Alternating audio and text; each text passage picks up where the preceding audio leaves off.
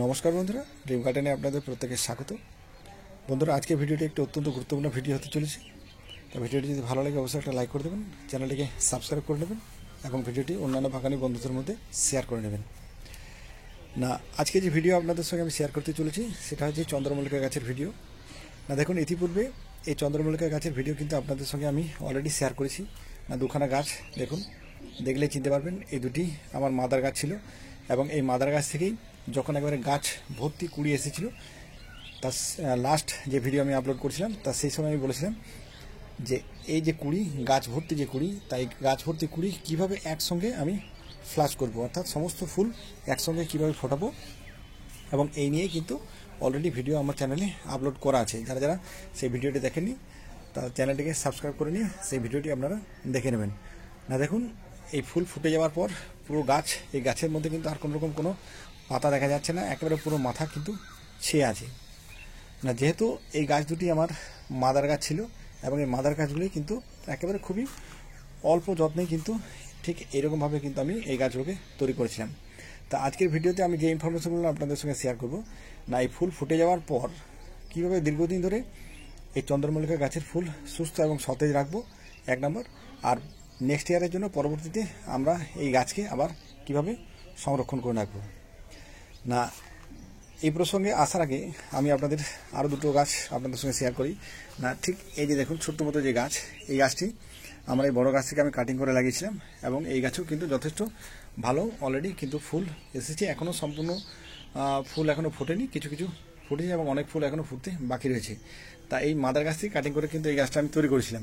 আবার ঠিক এই পাশে দেখাই, হলুদ রঙের যে গাছটা দেখতে পাচ্ছেন, এটাও কিন্তু পাশে যে মাদার গাছটি রয়েছে, তা এই মাদার গাছ থেকে কিন্তু কাটিং করে একেবারে সেপ্টেম্বর মাসে কিন্তু এই গাছগুলি আমি তৈরি করেছিলাম। না, এই গাছ দুটি তৈরি করার মূল যে উদ্দেশ্য ছিল আমার, না পরবর্তী অর্থাৎ নেক্সট ইয়ারের জন্য আমার মাদার গাছ সংরক্ষণ করে রাখা, এক নম্বর, এবং পরবর্তীতে এই গাছ থেকে আরও বেশি বেশি পরিমাণ ফুল নিয়ে আসা, অর্থাৎ পরবর্তী যে বছর তা সেই পরবর্তী বছরের জন্য কিন্তু এখন থেকেই আমি এই গাছকে সুন্দর করে কিন্তু এবার সংরক্ষণ করে রাখবো। না, এরপর যে বিষয়টা আপনাদের সঙ্গে আমি শেয়ার করবো, না সেটা হচ্ছে এই চন্দ্রমল্লিকা গাছের এই যে ফুল, না ফুল ফুটে যাওয়ার পর এই ফুলকে দীর্ঘদিন ধরে যদি আমাদেরকে সুস্থ এবং সতেজ রাখতে হয় তাহলে কি কি পদক্ষেপ আমাদেরকে নিতে হবে।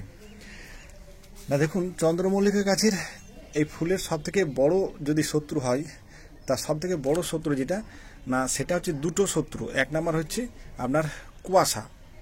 না, যদি ওয়েদার আপনার কন্ডিশন খারাপ থাকে এবং যদি ঘন ঘন কুয়াশা আসে এবং এই কুয়াশার মধ্যে যদি এই গাছকে রেখে দেওয়া যায় তাহলে কিন্তু অল্প দিনের মধ্যেই এই গাছের যে ফুল, এই গাছের ফুল কিন্তু নষ্ট হয়ে যাবে। তা সেই জন্য যে কোনো উপায়ে যদি আমাদের ঘন কুয়াশা আসে বা যদি শিশির পড়ে, তাহলে এই দুটো জিনিসের হাত থেকে কিন্তু এই ফুলকে আমাদেরকে বাঁচিয়ে রাখতে হবে। কারণ চন্দ্রমল্লিকা ফুলের সবথেকে বড় শত্রু হচ্ছে এরা দুজন, আপনার শিশির এবং তারপরে হচ্ছে কিন্তু কুয়াশা। তা এই দুটো জিনিসের হাত থেকে যদি আমাদেরকে গাছকে বাঁচিয়ে রাখতে হয় তাহলে এর দুটি উপায় আছে। না, এক নাম্বার যেটা, না সেটা হচ্ছে সন্ধেবেলা বা রাতের দিকে এই গাছকে আমরা যে কোনো একটা শেডি জায়গাতে এটাকে আমরা ট্রান্সফার করতে পারি। তাহলে পরে আমরা রাতের যে শিশির, তা সেই শিশিরের হাত থেকে আমি গাছকে বাঁচাতে পারবো। আর যখন আমার ভোরের দিকে যে ঘন কুয়াশা আসবে বা রাতের দিকে যে ঘন কুয়াশা আসবে, এই ঘন কুয়াশার হাত থেকেও কিন্তু এই গাছকে সহজেই আমরা বাঁচিয়ে রাখতে পারবো। এটা যদি করতে পারা যায় তাহলে কিন্তু এই যে ফুল, এই ফুল কিন্তু দীর্ঘদিন সুস্থ এবং সতেজ থাকবে। এটা গেল এক নাম্বার। আর দ্বিতীয় নাম্বার যে কাজটা করা যেতে পারে, না সেটা হচ্ছে এই যে গাছ, এই গাছের উপরে যদি কোনো কিছু আমরা ঢাকা দিয়ে রাখতে পারি। না, কোনো কিছু ঢাকা দিয়ে যদি রাখা যায়, বড় সাইজে যদি আমরা একটা এর মধ্যে যদি চিকচিকি এর মধ্যে ঢাকা দিয়ে রাখতে পারি, তাহলে পরে কী হবে, রাতের দিকে যে শিশির, তাহলে সেই শিশির কিন্তু এই ফুলের উপর সরাসরি পড়বে না, এবং শিশির যদি না পড়ে তাহলে কিন্তু এই গাছের ফুল দীর্ঘদিন ধরে সতেজ থাকবে এবং নষ্ট হবে না। এই দুটি মূল কারণ যার জন্য কিন্তু আমাদের এই চন্দ্রমল্লিকা গাছের ফুল তাড়াতাড়ি নষ্ট হয়ে যায়। নর্মালি চন্দ্রমল্লিকা গাছের ফুল ফোটার পর আপনার 40 থেকে 42 দিন পর্যন্ত কিন্তু এই ফুল সুস্থ এবং সতেজ থাকে এবং দীর্ঘদিন আপনার বাগানকে সুরক্ষিত করে রাখে। তা এই যে দুটো কারণ বললাম, তো জিনিসের হাত থেকে যদি গাছকে একটু বাঁচিয়ে রাখতে পারেন তাহলে পরে কিন্তু দীর্ঘদিন আপনার গাছের ফুল এরকম সুস্থ এবং সতেজ থাকবে। আচ্ছা, এরপরে নেক্সট আরও কিছু কারণ আছে। না, সেই কারণগুলোর মধ্যে অন্যতম আরেকটা কারণ বলছি। না, এই মুহূর্তে কিন্তু এই যে গাছ, না এই গাছের কিন্তু অতিরিক্ত পরিমাণে জল কিন্তু প্রদান করা যাবে না। না, কোনো কারণে যদি এই গাছে এই সময় বিশেষ করে এই গাছে যদি অতিরিক্ত মাটি ভিজে থেকে থেকে যদি রুট রট হয়ে যায়, তাহলে রুট রট হয়ে গেলে কিন্তু এই যে সমস্ত যে সুন্দর এতদিনের যে পরিশ্রম, অর্থাৎ এই যে 3 মাস 4 মাস ধরে যে পরিশ্রম করার পর এত সুন্দর যে গাছ, তাই এত সুন্দর গাছের যে এত সুন্দর ফুল, তা এত সুন্দর ফুলকে সুস্থ সতেজ এবং গাছকে যদি আমাদেরকে সুস্থ রাখতে হয়, তাহলে কিন্তু এই সময়টাতে বন্ধুরা জল কিন্তু একেবারে হিসাব করে দিতে হবে। কোনো অবস্থাতেই কিন্তু এই সময় গাছের শেকড়ের কোনো ডিস্টার্ব কিন্তু করা যাবে না, কারণ এই সময় যদি কোনো কারণে রুট রট একবার শুরু হয়ে যায় বা গাছের শেকড় যদি পচন ধরে, তাহলে কিন্তু পুরো গাছ ঝিমিয়ে যাবে, একদম টোটাল যে ফুল, এই ফুল কিন্তু পুরোপুরি একেবারে নষ্ট হয়ে যাবে।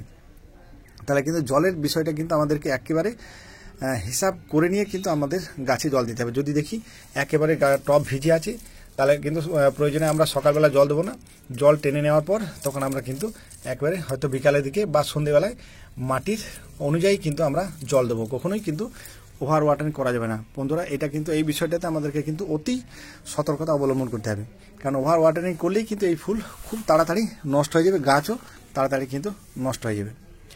আচ্ছা, এটা গেল 1 নাম্বার। আচ্ছা, এরপরে এর আগের ভিডিওতে আমি এই কথাটা বলেছিলাম না, এরপরে এই গাছের আরেকটা মারাত্মক শত্রু যেটা না, সেটা হচ্ছে বন্ধুরা জাব পোকা না, যেটা আমি আগের ভিডিওতে আপনাদের দেখিয়েছিলাম। যে দেখুন আমার গাছের যে ফুল, তা গাছের ফুলের এই যে অংশ যেগুলো আর কি, তা এই অংশগুলোতে কিন্তু কোনো রকম কোনো পোকামাকড়ের কোনো উপদ্রব নেই। এবং এই যে জাব পোকা যেটা, এই মোটামুটি হলুদ ফুল দেখলেই কিন্তু এরা একবারে সাঁই সাঁই করে ছুটে আসে। তা সেই জন্য এই জাব পোকার হাত থেকে কিন্তু আমাদের গাছকে বাঁচিয়ে রাখতে হবে, কারণ জাব পোকা যদি কোনো রকম একবার এই গাছের এই ফুলের মধ্যে যদি একবার জাব পোকা লাগতে শুরু করে, তাহলে কিন্তু সঙ্গে সঙ্গে রেনে দেওয়ার কিন্তু পুরো বাগানে ওই পোকা কিন্তু ছেয়ে যাবে এবং আপনার যে ফুলের কালার দেখছেন বা এই ফুল কিন্তু আপনার ফুটবে না। ফুল ফোটার আগেই কিন্তু আস্তে আস্তে আস্তে আস্তে সেই ফুল কিন্তু সেই কুড়ি আপনার পুরোপুরি নষ্ট হয়ে যাবে। তা সেই জন্য কিন্তু জাব পোকা একটি অন্যতম প্রধান একটা শত্রু এই চন্দ্রমল্লিকা গাছে। তা সেই জন্য কিন্তু জাব পোকার হাত থেকে আমাদেরকে আমাদের গাছকে কিন্তু সুরক্ষিত রাখতে হবে। আর জাব পোকার হাত থেকে সুরক্ষিত রাখতে গেলে আমাদেরকে কিন্তু আমাদের যে পেস্টিসাইড আমি যেটা বলে দিয়েছিলাম না, সেই পেস্টিসাইড অর্থাৎ কাকা 2 ml আপনার 1 লিটার জলে মিশিয়ে এটা কিন্তু সন্ধ্যেবেলার দিকে কিন্তু রেগুলারলি আপনার মোটামুটি সপ্তাহে 1 দিন করে এই আপনার যে এই কাকা কিন্তু স্প্রে করতেই হবে, কারণ কোনো অবস্থাতেই কিন্তু এই সময় এসে জাব পোকা এই গাছের মধ্যে লাগতে দেওয়া যাবে না। আপনি নিজের গাছকে যতটা ফ্রেশ এবং যতটা ভালো রাখতে পারবেন গাছের পাতা, আপনার কিন্তু ফুলের পারফরমেন্সটাও তত ভালো হবে, ফুলের কালারটাও তত ব্রাইট হবে এবং সেটা দেখতেও কিন্তু খুব সুন্দর লাগবে। আর এরপরে নেক্সট আরেকটা যে বিষয় আমি বলেছিলাম, অর্থাৎ নেক্সট ইয়ারের জন্য এই গাছকে আমরা কিভাবে সংরক্ষণ করে রাখবো না, দেখুন এই গাছের নিচের থেকে যদি দেখায় না, এই নিচের থেকে কিন্তু অলরেডি আস্তে আস্তে কিন্তু শাখার বেরিয়ে আসতে কিন্তু শুরু করে দিয়েছে না। এই যে সমস্ত শাখার আছে, তা এই সমস্ত শাখারকেই কিন্তু আমাদেরকে সুন্দর করে বন্ধুরা সুরক্ষিত রাখতে হবে না। এই সমস্ত শাখার থেকে কিন্তু ঠিক এই যে মাদার গাছ যেটা আপনাদের সঙ্গে আমি শেয়ার করছি, তা এই যে মাদার গাছটি, তা এই মাদার গাছটি কিন্তু আমার এইরকম শাখার থেকেই তৈরি করা। অর্থাৎ ফুল হয়ে যাওয়ার পর এই যে শাখার যেগুলো বেরিয়ে আসবে গাছের গোড়া থেকে, এই শাখারগুলোকে যদি আমরা সংরক্ষণ করে রাখতে পারি, তাহলে পরেই কিন্তু অল্প পরিশ্রমেই এইরকম এত সুন্দর কিন্তু চন্দ্রমল্লিকা গাছ আমরা করতে পারবো। কারণ এই চন্দ্রমল্লিকা গাছ করার জন্য কিন্তু আমাদের বিশেষ কোনো এক্সপার্ট হওয়ার কোনো প্রয়োজন নেই, কারণ আমি নিজে যেহেতু করেছি এবং আমি বাস্তবটা আপনাদের সঙ্গে শেয়ার করছি। বিরাট কোনো আপনাকে এক্সপিরিয়েন্সের কোনো প্রয়োজন নেই বা বিরাট কোনো আপনাকে এক্সপার্ট হওয়ারও কোনো প্রয়োজন নেই।